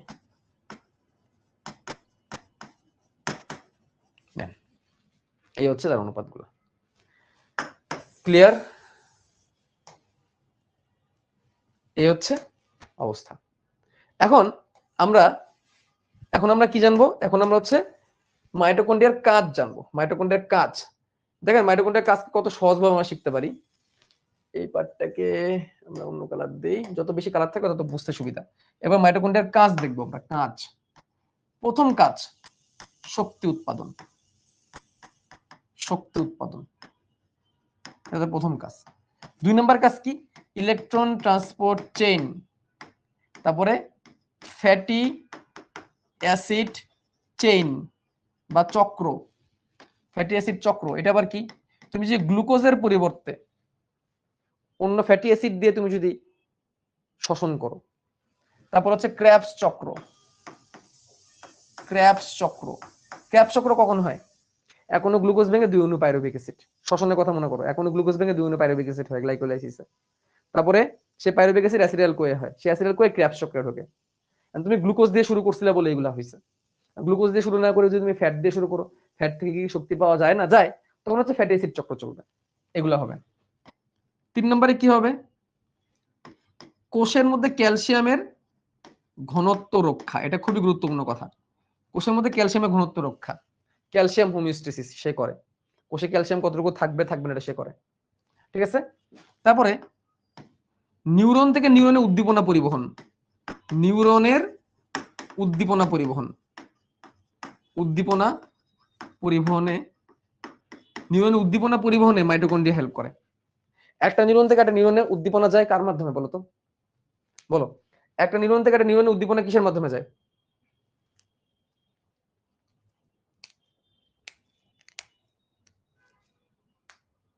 বলো। একটা নিউরন থেকে একটা নিউরনে উদ্দীপনা যায় সিনাপসের মাধ্যমে। এই সিনাপসের মাধ্যমে উদ্দীপনা যাওয়ার জন্য মাইটোকন্ড্রিয়া থেকে শক্তি এনে তারপর যাওয়া লাগে। মাইটোকন্ড্রিয়া সেই শক্তি প্রবাহতে হেল্প করে। মাইটোকন্ড্রিয়া না থাকলে এক নিউরন থেকে একটা নিউরনে ইনফরমেশন ট্রান্সফার হইতোই না। এটা আমরা প্রাণী বিজ্ঞানে আবার শিখবো 8ম অধ্যায়ে। ঠিক আছে? উদ্দীপনা পরিবহন হেল্প করে হচ্ছে কে? ইয়া। তারপর হচ্ছে শ্বসনের এনজাইম ধারণ। শ্বসনের এনজাইম ধারণ। আচ্ছা ভাইয়া, গ্লাইকোলাইসিস তো সাইটোপ্লাজমে হইলো, ইলেকট্রন ক্র্যাবস চক্র আর অ্যাসিডাল কোয়ে সৃষ্টি কোথায় হবে বলো? ক্র্যাবস চক্র অ্যাসিডাল কোয়ে সৃষ্টি কোথায় হবে? মাইটোকন্ড্রিয়াতে হবে। তো এগুলো করতে গেলে কি এনজাইম লাগবে না? এত এত বিক্রিয়া যে হবে, এনজাইম লাগবে না? লাগবে। এসব এনজাইম মাইটোকন্ড্রিয়ার ভিতরেই থাকবে। তো শ্বসনের যত এনজাইম সব কোথায় থাকবে? মাইটোকন্ড্রিয়ায় থাকবে। তারপরে কোষের মৃত্যু, এটাকে অ্যাপোপ্টোসিস বলা হয়। অ্যাপোপ্টোসিস এটাকে নিয়ন্ত্রণ করে। কোষের মৃত্যু অ্যাপোপ্টোসিস নিয়ন্ত্রণ। What is apoptosis? দেখো, কোষ দুই ভাবে মারা যেতে পারে। একটা হচ্ছে কোষের বিষাক্ততার কারণে মৃত্যু, বাইরের থেকে কোনো বিষাক্ত পদার্থ কোষকে মেরে ফেলছে, কোষের ভিতরে অক্সিজেনের অভাব হয়েছে, কোষ মারা গেছে, যে লাইসোজোম যেটা করে, কোষে আঘাত লাগছে, কোষ মারা গেছে, এটাকে বলে নেক্রোসিস। নেক্রোসিস, নেক্রোস মানে কি? বিষাক্ততা। আর এটা যে অ্যাপোপ্টোসিস। অ্যাপোপ্টোসিস মানে কি? এই কোষটা এতদিন পর মারা যাবেই। যেমন ধরো লোহিত রক্ত কণিকা কতদিন বাঁচে? যদিও লোহিত রক্ত কণিকা পুরোপুরি কোনো কোষ না, বাট সে কতদিন বাঁচে? 120 দিন বাঁচে। এটা ফিক্সড না বলো? এটা ফিক্সড। তোমার তোমার যে স্কিনের যে কোষগুলো আছে, এটা প্রতিনিয়ত ধ্বংস হচ্ছে, নতুন করে তৈরি হচ্ছে। এগুলোকে বলে অ্যাপোপ্টোসিস, যেটাকে বলা হয় জেনেটিক্যালি নিয়ন্ত্রিত মৃত্যু। এটা তোমার দেহের মধ্যে সেট করা যে এই কোষ এতদিন বাঁচবে, এরপরে মারা যাবে, অটোমেটিক মারা যাবে, এর জায়গায় নতুন কোষ আসবে। এটাকে বলা হয় অ্যাপোপ্টোসিস। অ্যাপোপ্টোসিস মানে কোষের জেনেটিক মৃত্যু, নিয়ন্ত্রিত মৃত্যু। এটা তুমি কোষ বিভাজন চ্যাপ্টারে আবার পড়বা। তাহলে অ্যাপোপ্টোসিস কি? কোষের নিয়ন্ত্রিত মৃত্যু। অ্যাপোপ্টোসিস কি? নিয়ন্ত্রিত মৃত্যু। মানে নিয়ন্ত্রিত বা জেনেটিক মৃত্যু। মানে এই কপালের, এই কোষের কপালে এতদিনই ছিল, এর বেশি সে বাঁচবে না, এতদিন সয়ে সময় নিয়ে আসছে, এটাকে বলা হয় অ্যাপোপ্টোসিস। এটাকে কি বলা হয়? অ্যাপোপ্টোসিস। অ্যাপোপ্টোসিস কি? কোষের জেনেটিক মৃত্যু। কোষের কি মৃত্যু? জেনেটিক মৃত্যু। আগে থেকে ঠিক করা যে কোষটা এতদিন বাঁচবে। এটাকে কে নিয়ন্ত্রণ করে? মাইটোকন্ড্রিয়া নিয়ন্ত্রণ করে। কারণ যখন কোষটার শেষ সময় চলে আসে, তখন সে তার শক্তি তৈরি করা অফ করে দেয়। আর শক্তি ছাড়া কোষ একটা সময় খাবারের অভাবে কি হয়ে যায়? মারা যায়। ক্যালসিয়াম এবং পটাশিয়ামের, ক্যালসিয়াম ও পটাশিয়ামের সক্রিয় পরিবহন। ক্যালসিয়াম এবং পটাশিয়ামের সক্রিয় পরিবহন। এই যে ক্যালসিয়ামের সক্রিয় পরিবহন, কোষের মধ্যে ক্যালসিয়াম পটাশিয়াম থাকাটা খুব দরকার। এটা কতটুকু থাকবে থাকবে না, এটা নিয়ন্ত্রণটা মাইটোকন্ড্রিয়া করে দেয়। আমি এটা পরে দেখাবো। তারপর দেখো শুক্রাণু ডিম্বাণু গঠন। শুক্রাণু ও ডিম্বাণু গঠনে, ভাই শুক্রাণু একটা কোষ না, নিউরন একটা কোষ না, ডিম্বাণু একটা কোষ না, এরা শক্তি ছাড়া হবে? শুক্রাণু যে ছাতার কেটে কেটে কেটে কেটে ডিম্বাণুর সাথে নিষেক করতে যাবে, এই শক্তি কই থেকে পাবে? মাইটোকন্ড্রিয়া থেকে পাবে। শুক্রাণু ডিম্বাণু গঠনেও কি লাগবে? মাইটোকন্ড্রিয়া লাগবে। তারপরে হরমোন ক্ষরণ, এই যে দেখো রক্তকণিকা এবং হরমোন উৎপাদনও লাগে।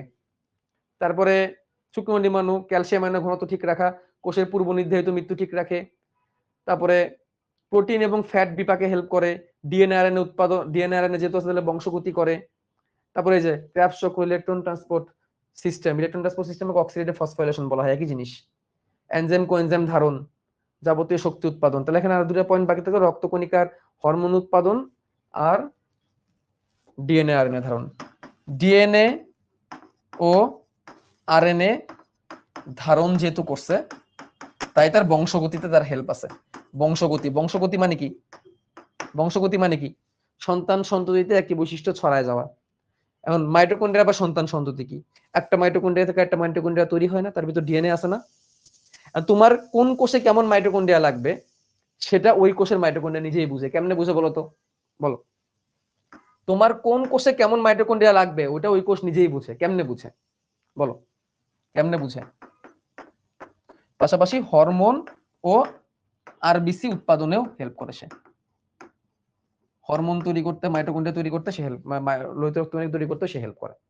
এখন বলো কেমনে বুঝবে সে? কারণ তার ভিতরে কি আছে? তার ভিতরে ডিএনএ আছে, একটা মাইটোকন্ড্রিয়ার ভিতরে ডিএনএ আছে। তার ভিতরে যদি ডিএনএ আছে, সে বুঝবে যে তার কোন সময় কোন ডিএনএটা দরকার, বা কোন জায়গায় কোন মাইটোকন্ড্রিয়া দরকার, নিজেকে দিয়ে কপি করে ফেলবে। এখন দেখো ক্যালসিয়াম এবং পটাশিয়ামের সক্রিয় পরিবহন, আমি সিনাপস পড়াইতে চাই নাই, তাও পড়াই দিই। দেখো এটা হচ্ছে একটা সিনাপস, দেখাই দিই, সমস্যা নাই।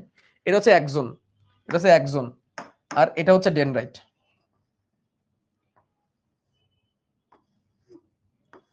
দেখো তো এরকম কিছু দেখছো কিনা, 9-10 পড়ছো কিনা? সিনাপস, মাঝখানে যে জায়গাটা, এটাকে সাইনাপটিক ক্লেফট বলে, ফাঁকা জায়গা, এটা হচ্ছে একটা সিনাপস। এটা একজনের প্রান্ত, এটা হচ্ছে ডেনড্রাইটের প্রান্ত, এই মাঝখানে এই পুরোটাই হচ্ছে একটা সিনাপস। অনেকে এই ফাঁকা জায়গাটাকে সিনাপস ভাবে, এই ফাঁকা জায়গাটা সিনাপস না, এই পুরোটা হচ্ছে সিনাপস। এটা একজনের অংশ, এটা হচ্ছে ডেনড্রাইটের অংশ। এখন এই একজনে অনেক মাইটোকন্ড্রিয়া থাকবে, একজনে অনেক মাইটোকন্ড্রিয়া থাকবে, মানে একজন যেহেতু একটা কোষেরই অংশ। এবং এখানে কিছু ভেসিকল থাকবে, এই যে ভেসিকল, এগুলোকে বলা হয় নিউরোট্রান্সমিটার ফিজিকল, নিউরোট্রান্সমিটার ফিজিকল। এগুলোর ভিতরে কিছু রাসায়নিক পদার্থ থাকবে, যেগুলোকে বলা হয় নিউরোট্রান্সমিটার। এখন ধরো এখানে একটা উদ্দীপনা আসছে বাইরে থেকে, একটা উদ্দীপনা বাইরে থেকে আসছে, আর এই উদ্দীপনাটাকে এইখানে পাঠাইতে হবে। কেমনে পাঠাবা? দেখো উদ্দীপনাকে পাঠানোর জন্য এখানে একটা মেকানিজম করতে হয়। কি মেকানিজম? জাস্ট এ মিনিট, একটু দেখে নিই আমিও।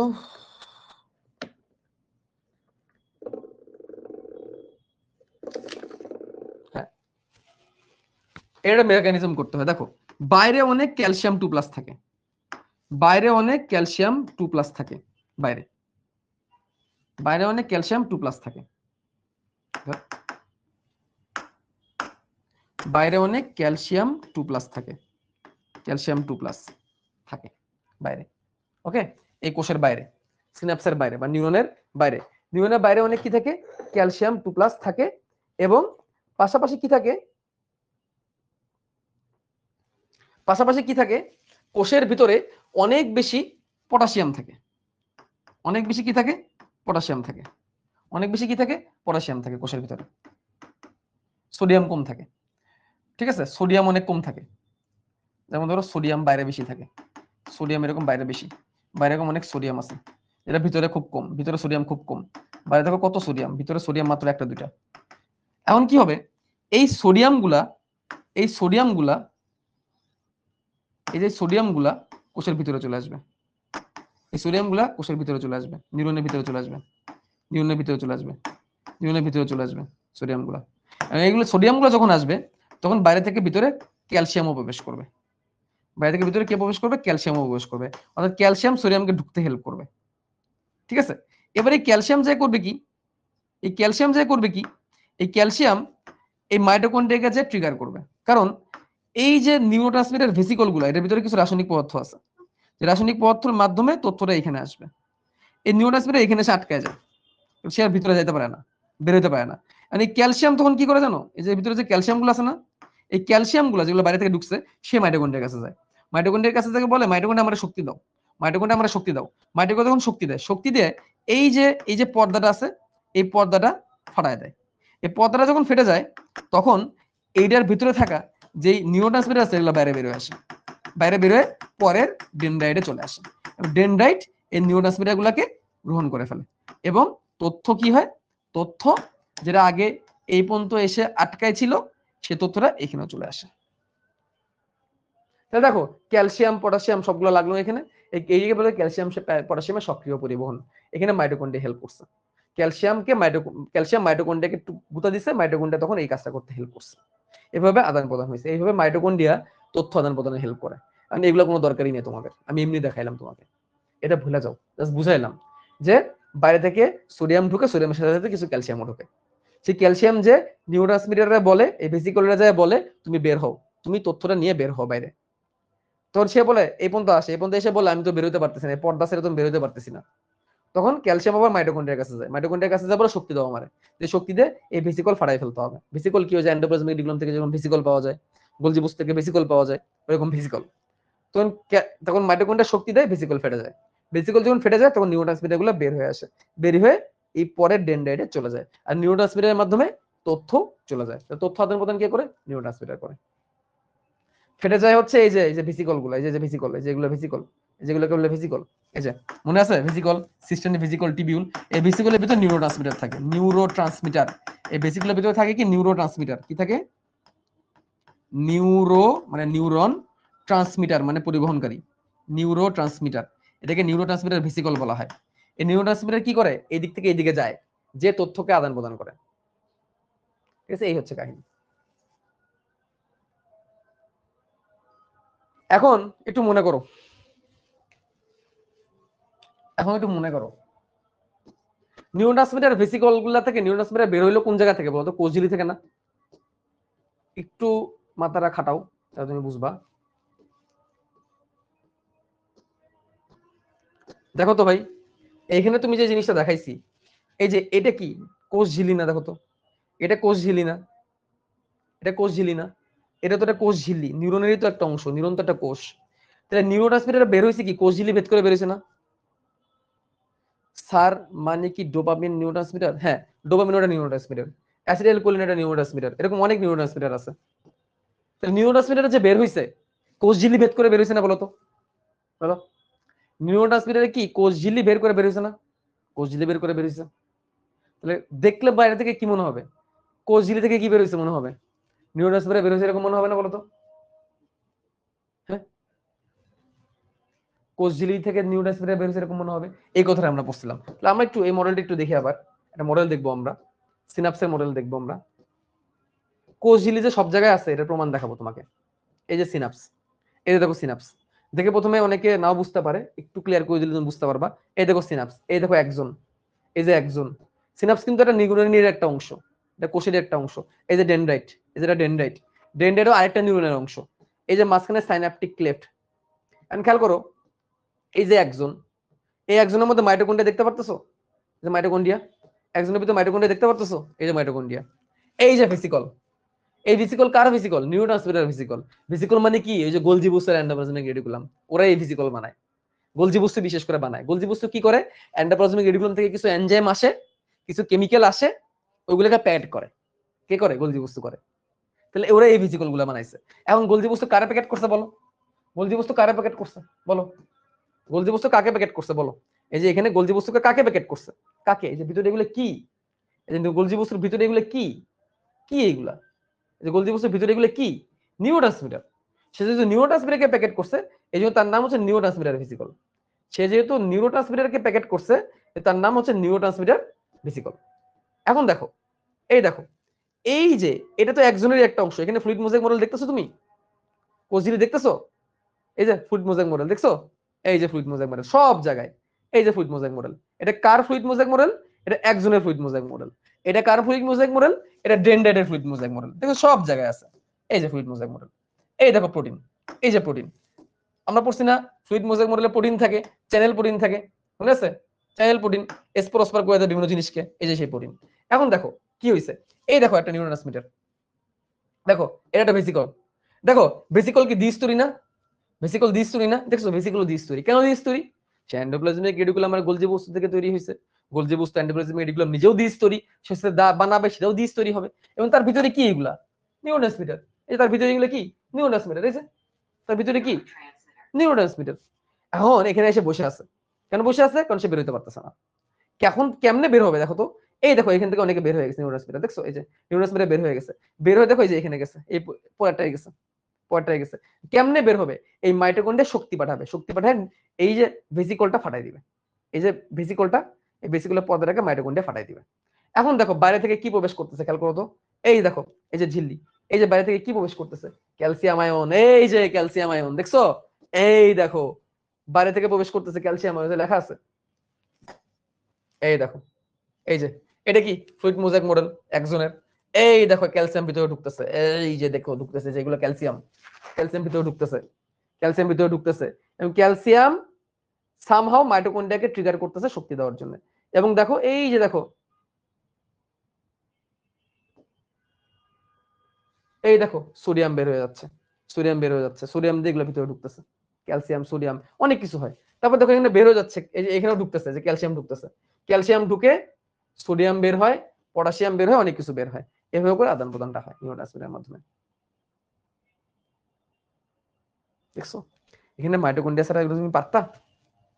মাইটোকন্ড্রিয়া ছাড়া পারতা? পারতা না।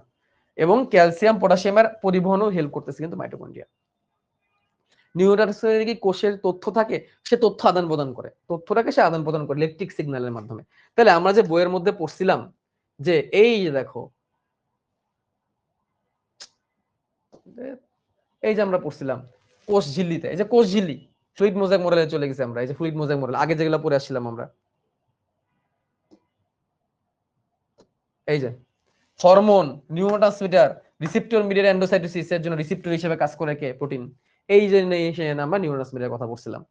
তারপর আরেকটু নিচে যদি আমরা যাই, কোষঝিল্লির কাজে, কোষঝিল্লির হ্যাঁ কোষঝিল্লির কাজে যদি চলে যাই, এই যে দেখো পড়ছিলাম আমরা, কি পড়ছিলাম? কই গেছিল, কই গেল?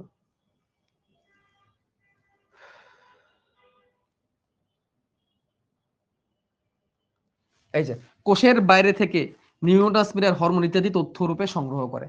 বাইরে থেকে সংগ্রহ কেমনে করবে? আরেকটা কোষ নিউরোট্রান্সমিটার ছাড়ছে, নিউরোট্রান্সমিটার ছাড়ছে, সেটাকে তো আরেকজন গ্রহণ করবে।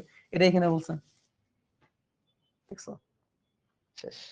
আচ্ছা, তাহলে আমরা মাইটোকন্ড্রিয়া পড়ে ফেললাম, মাইটোকন্ড্রিয়ার কাজটা সব পড়ে ফেললাম। মাইটোকন্ড্রিয়ার কাজ পড়ার পর একটু পড়ে যাব আমরা, যেটা আমরা পড়াই নাই আগে, একটু শেষ করে দিই আজকে।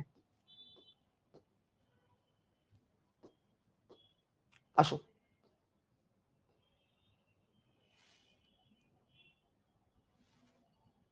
স্টেম কোষ। স্টেম কোষটা একটু আগে পড়াই দিই। স্টেম কোষের মধ্যে কি কথা বলছে আমি এটা পড়াই নাই, শেষ করে দিই আজকে। আমরা সবাই জানি একটি মাত্র জাইগোট অসংখ্যবার বিভাজিত হয়ে একটি বিশাল দেহের মানুষ তৈরি করে। আমরা সবাই জানি প্রথমে জাইগোট ছিল, সেটা পরে ভ্রূণ হয়েছে, ভ্রূণ থেকে মানুষ হয়েছে। ওই কোষ থেকে ভিন্ন ভিন্ন পথে হৃৎপিণ্ড, ফুসফুস, কিডনি, মানে ওই জাইগোট থেকেই তো পরে ভ্রূণ হয়েছে, মানে সেখান থেকে তো পরে সবকিছু তৈরি হয়েছে, তাই না? জাইগোট ও ভ্রূণের প্রাথমিক কোষগুলোকে 19 শতকে নাম দেওয়া হয় স্টেম কোষ। এই লাইনটা লাস্ট ইয়ার এগ্রিভার্সিটি ভর্তি পরীক্ষায় আসছে। জাইগোট ও ভ্রূণের প্রথম দিকের কোষগুলোকে কি নামে ডাকা হয়? জাইগোট ও ভ্রূণের প্রাথমিক দিকের কোষগুলোকে কি নামে ডাকা হয়? স্টেম কোষ নামে ডাকা হয়। কি নামে ডাকা হয়? স্টেম কোষ নামে ডাকা হয়। স্টেম কোষ, মানে স্টেম কোষ কি?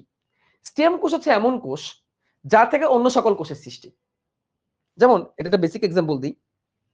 আমি একটা ঘটনা দেখছিলাম, আমি তখন ক্লাস 10-এ পড়ি, তখন আমি ক্লাস 8-এর একটা ছেলেকে পড়াইতাম, সেটা 2013 সাল মোস্ট প্রবাবলি, হ্যাঁ 13 সাল। সেই ছেলেটার নাম ছিল দাইয়ান, আমার প্রথম স্টুডেন্ট। তো ওর আব্বুর লিভার ড্যামেজ হয়ে গেছিল, জন্ডিস হয়ে লিভার ড্যামেজ হয়ে গেছিল, এবং লিভার 95% মতো ড্যামেজ হয়ে গেছিল। তো ওনারা দেশের বাইরে যান চিকিৎসা করতে, আন্টি এবং আঙ্কেল, দায়ানার আব্বু এবং দায়ানার আম্মু দেশের বাইরে গেছিল চিকিৎসা করতে দায়ানার আব্বুর জন্য। দায়ানার আব্বুর চিকিৎসা পরে হয়েছে, উনি সুস্থ হয়েছিল। পরে আমি শুনছি ওনাকে ওই যে অপারেশন হয়েছে, অপারেশনে কি করা হয়েছে, আন্টি উনার 60% লিভার আঙ্কেলকে দিচ্ছেন। অর্থাৎ পেশেন্ট আঙ্কেল দায়ানার আব্বুকে, দায়ানার আম্মু তার নিজের সুস্থ লিভারের 60% দান করছেন। এবং ডাক্তার এটা বলে দিছে যে কয়েক বছরের মধ্যে, 1.5 থেকে 2 বছরের মধ্যে দুজনের লিভারই রিপেয়ার হয়ে যাবে। আন্টির লিভারও 60 থেকে 100%-এর কাছাকাছি চলে যাবে, এবং আঙ্কেলও আস্তে আস্তে লিভার তার ঠিকঠাক হয়ে পরিপূর্ণ হবে। কেমনে? লিভার নিজেকে নিজে তৈরি করতে পারে, liver cell can regenerate, liver কোষ নিজেকে নিজে রিজেনারেট করতে পারে, নিজেকে নিজে তৈরি করতে পারে। কেমনে করতে পারে? লিভারের কোষের মধ্যে অনেক স্টেম কোষ থাকে যে নিজেকে নিজে তৈরি করে। সেই স্টেম কোষ আমাদের আর কোথায় থাকে? বোন ম্যারো থাকে, অস্থিমজ্জা, বোন ম্যারো। হাড়ের ভিতরে চিকেন ফ্রাই খাওয়ার পরে আমরা ওই যে লাল লাল লাল লাল দেখি না, যেটাকে আমরা ক্যালসিয়াম বলি, দেখি কিনা বলো? বলি না? আচ্ছা, নিহারি খাইলে, খাসির নিহারি খেলে খাসির ঠ্যাঙের ভিতরে হলুদ হলুদ হলুদ দেখি না, খাইতে মজা যে। এগুলো হচ্ছে বোন ম্যারো, অস্থি মজ্জা, অস্থির ভিতরে মজ্জা। এই অস্থি মজ্জা দুই রকমের। ওই নিহারির ভিতরে যে হলুদ হলুদ হলুদ হলুদ, এগুলো হচ্ছে হলুদ অস্থি মজ্জা। আর চিকেন ফ্রাইয়ের ভিতরে যে লাল লাল লাল লাল যেগুলা, শক্ত হাড়ের ভিতরে লাল লাল, যে বুকের পাঁজরের হাড়ের ভিতরে লাল লাল যেগুলো, এগুলো হচ্ছে লাল অস্থি মজ্জা। অস্থি মজ্জা দুই রকমের, লাল অস্থি মজ্জা, হলুদ অস্থি মজ্জা, লাল অস্থি মজ্জা, হলুদ অস্থি মজ্জা, এই দুই রকম অস্থি মজ্জা পাওয়া যায়। এর মধ্যে লাল যে অস্থি মজ্জা আছে, লাল যে অস্থি মজ্জা আছে, সেইটাও একটা স্টেম কোষ। ওইখান থেকে অনবরত লোহিত রক্তকণিকা তৈরি হয়, অন্যান্য রক্তকণিকা তৈরি হয়। স্টেম কোষ কি করে? রক্তকণিকা তৈরি করে। স্টেম কোষ কি করে? রক্তকণিকা তৈরি করে। স্টেম কোষ কই আছে? একদম শুরুর দিকে আছে, একদম শুরুর দিকে।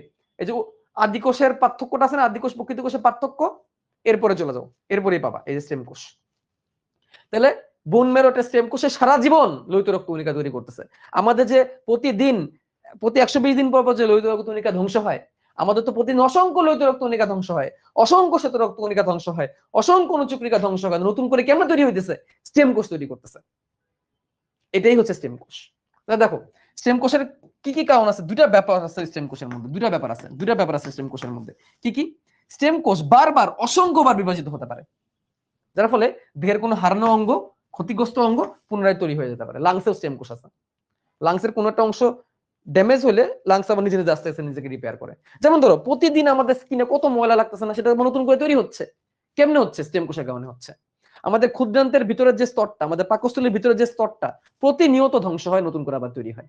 আমাদের হাড্ডি 1 বছরের মধ্যে পুরো হাড়, শরীরের পুরো হাড় 1 বছরের মধ্যে চেঞ্জ হয়ে যায়, চেঞ্জ হয়ে নতুন করে তৈরি হয়ে যায়। কেমনে হয়? স্টেম কোষ। এটা হচ্ছে একটা বৈশিষ্ট্য, প্রতিনিয়ত তৈরি হতে পারে। 2 নম্বর বৈশিষ্ট্য হচ্ছে কোষগুলো পুরোপুরি পার্থক্য মণ্ডিত নয়। এই কথাটা অনেকেই বোঝে না। পার্থক্য মণ্ডিত নয় মানে কি? ডিফারেন্সিয়েটেড না। পার্থক্য মণ্ডিত মানে কি? মানে হচ্ছে লাল অস্থিমজ্জার ভিতরে যে স্টোন কোষগুলো আছে সবগুলো একই রকমই, সবের বৈশিষ্ট্য একই। এরা ভিন্ন পথে পার্থক্য মণ্ডিত হয়ে ভিন্ন রকমের কোষ তৈরি করতে পারে। এটা আমি তোমাদেরকে একটা জিনিস দিয়ে বুঝাই, তোমরা ভালো করে বুঝবা। আচ্ছা, আমি এটা একটা ছবি দিয়েই বুঝাই। ধরো একটু দাঁড়াও,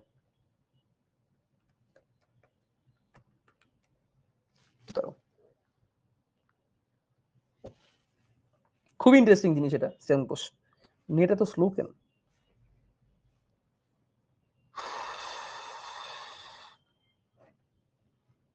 আরে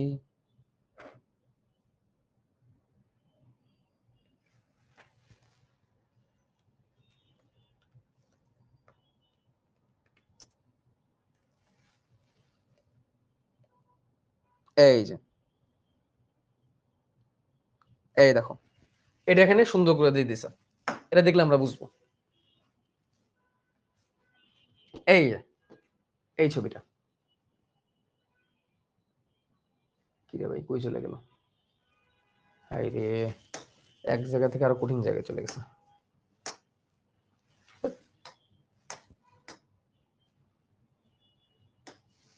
লুক, এই যে একটা ছবি, ছবিটা খেয়াল করো, এটা হচ্ছে একটা হাড্ডি, এটা হচ্ছে একটা হাড্ডি, এটা হচ্ছে একটা হাড্ডি, এই হাড্ডির ভিতরে এটা হচ্ছে হলুদ অস্থিমজ্জা, এই যেটা হচ্ছে হলুদ অস্থিমজ্জা, এটা হচ্ছে লাল অস্থিমজ্জা, আর এইগুলো হচ্ছে হাড্ডি, হাড্ডির ফাঁকা ফাঁকা ফাঁকা, এই যে লাল রক্তনলিকার মধ্যে ছড়াচ্ছে লাল অস্থিমজ্জা, আর এটা হচ্ছে হলুদ অস্থিমজ্জা। আমার লাগবে লাল অস্থিমজ্জা। তো লাল অস্থিমজ্জা থেকে আমি একটা কোষ নিছি, যে কোষের নাম হচ্ছে হিমাটোপয়েটিক স্টেম কোষ। দেখো খেয়াল করে লেখা আছে হিমাটোপয়েটিক স্টেম কোষ। পোয়েটিক মানে পোয়েসিস মানে উৎপাদন, পোয়েসিস মানে উৎপাদন, আর হিমাটো মানে রক্ত, হিম মানে রক্ত। হেমাটোপয়েটিক স্টেম কোষ, দেখো এটা একটা সিঙ্গেল কোষ, কিন্তু সেটা আবার দুটো ভাগে ভাগ হইলো, মাইলয়েড প্রোজেনেটর কোষে ভাগ হইলো, লিম্ফয়েড প্রোজেনেটর কোষে ভাগ হইলো। রক্ত অধ্যায় তোমাদের পড়তে হবে।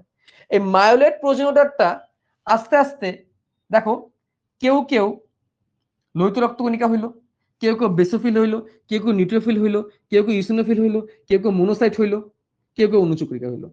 অনুচক্রিকা তৈরি হওয়ার আগে তারপর অনেকগুলো স্টেজ দিয়ে আসা লাগছে, অনেক এই লোহিত রক্তকণিকা হওয়ার আগে তাদেরকে অনেকগুলো স্টেজ দিয়ে পার করা লাগছে। আবার এখানে আরেকটা আছে, তারা বড় হয়ে লিম্ফোসাইট আর নিউট্রোফিল হইলো, লিম্ফোসাইট হইলো বা অ্যান্টিবডিতে পরিণত হইলো লিম্ফোসাইট থেকে। তো দেখো বিভিন্ন চেহারা, এই যে অনুচক্রিকা, লোহিত রক্তকণিকা, বেসোফিল, নিউট্রোফিল, ইউসিনোফিল, মোনোসাইট, তারপরে এই যে এই লিম্ফোসাইট, এগুলো একটা শ্বেত রক্তকণিকা, এক একটা লোহিত রক্তকণিকা, একটা অনুচক্রিকা। বা তাদের আগের চেহারা কি ছিল? হিমোপয়েটিক স্টেম কোষ, এটা স্টেম কোষ, যে স্টেম কোষটাকে লোহিত লাল অস্থিমজ্জার মধ্যে ছিল। তাহলে বিভিন্ন জিনিস এসে শিফট হয়েছে, এটা ট্রু, বাট প্রাথমিক চেহারা কি একটা ফিক্সড না? এটাই বলছে যে পার্থক্য মণ্ডিত না, একটা স্টেম কোষে পার্থক্য মণ্ডিত না, সে শুরুর দিকে কোনো পার্থক্য করা যায় না তার মধ্যে। তুমি যদি 100টা স্টেম কোষ এনে দাও, প্রথমে দেখে সবগুলোকে সেমই লাগবে, পার্থক্য করতে পারবে না। বড় হইলে 100টা 100 জিনিস তৈরি করতে পারবে। বুঝতে পারছো কি বলছি? এটাকে বলা হয় পার্থক্য মণ্ডিত না। হাই হাই, এই তো এরপরে দেখো এর ফলে কি হইলো, তাই ভ্রূণের স্টেম কোষ থেকে নতুন টিস্যু তৈরি করা যেতে পারে। সায়েন্টিস্টরা এইভাবে টিস্যু কালচার করে, ভ্রূণ নিয়ে কালচার করে, টিস্যু কালচার করে, এর ফলে অনেক গাছ তৈরি করতে পারে। হার্ট, কিডনি, এগুলা অঙ্গ দেহে প্রতিস্থাপন করা যেতে পারে, নতুন করে হার্ট তৈরি করে, কিডনি তৈরি করে, এগুলোর প্রচেষ্টা চলতেছে, আর্টিফিশিয়াল হার্ট কিডনি তৈরি করা স্টেম কোষের মাধ্যমে। ভবিষ্যতে মানুষের খাওয়ার জন্য মাংসপিণ্ড তৈরি করে দিতে পারে, এর জন্য গরু ছাগল তথা পালনের প্রয়োজন পড়বে না। যুক্তরাষ্ট্রে এটা ব্যবস্থা করা হচ্ছে, মানে স্টেম কোষের মাধ্যমে মাংস তৈরি করে ফেলবে, মানুষকে আর গরু ছাগল খাইতে হবে না। যদিও এটা আসলে ব্যাপারটা কেমন জানি। দেখো বোন ম্যারো, অস্থিমজ্জা, স্কিন, লিভার, যেটা তোমার কথা তোমাকে বলছিলাম একটু আগে, লিভার ট্রান্সপ্ল্যান্ট, এগুলাই স্টেম কোষ বেশি থাকে। এগুলোর রিজেনারেশন এবং রিপেয়ার পাওয়ার প্রচুর। রিজেনারেশন মানে নতুন করে তৈরি করা, রিপেয়ার মানে ড্যামেজ হয়েছে সেটাকে নতুন করে তৈরি করা।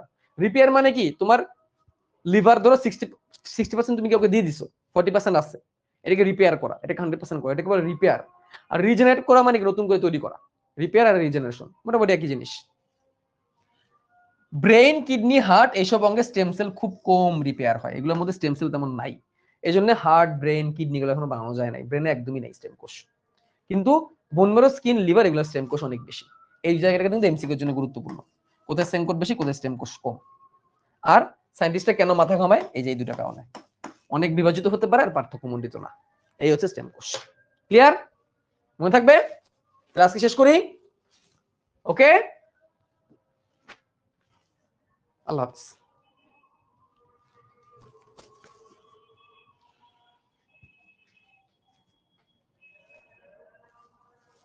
ভাই একটু দেরি করে ভর্তি করছি, কোনো সমস্যা নেই, আগের ক্লাসগুলো করা শুরু করো। তুমি প্রতিদিন 2টা করে ক্লাস করবা, আমার একটা লাইভ ক্লাস করবা, শোনো আমি তোমাকে বলি যারা পরে ভর্তি হইছো, একটা লাইভ ক্লাস করবা, আর যেদিন ক্লাস থাকবে না, যেমন রবি মঙ্গল বৃহস্পতি ক্লাস থাকে লাইভ, তাহলে তুমি রবি মঙ্গল বৃহস্পতি লাইভ ক্লাস করবা। আজকে থেকে কোনো লাইভ ক্লাস মিস দেওয়া যাবে না। লাইভ ক্লাস মিস করলে জমতে থাকবে। অনেকে করে কি নতুন ভর্তি আগের ক্লাস করা শুরু করে, না, লাইভ ক্লাস মিস দিবা না। আর শনি সোম বুধ আগের লাইভ ক্লাস করবা, আগের রেকর্ড ক্লাস করবা, তাহলেই হয়ে যাবে। লাইভ ক্লাস মিস দেওয়া যাবে না, লাইভ ক্লাস আগে, রেকর্ড পরে। বা লিভার সিরোসিস লিভার ট্রান্সফার করা যায়, কিন্তু এখানে আবার ঝামেলা হয়। সিরোসিস হওয়া লিভার, ড্যামেজ হওয়া লিভার নতুন যেটা হয়েছে এটাকে ড্যামেজ করে দেয়। ঠিক আছে, একটু পরে তোমাদের এক্সাম স্টার্ট হবে, বেস্ট অফ লাক।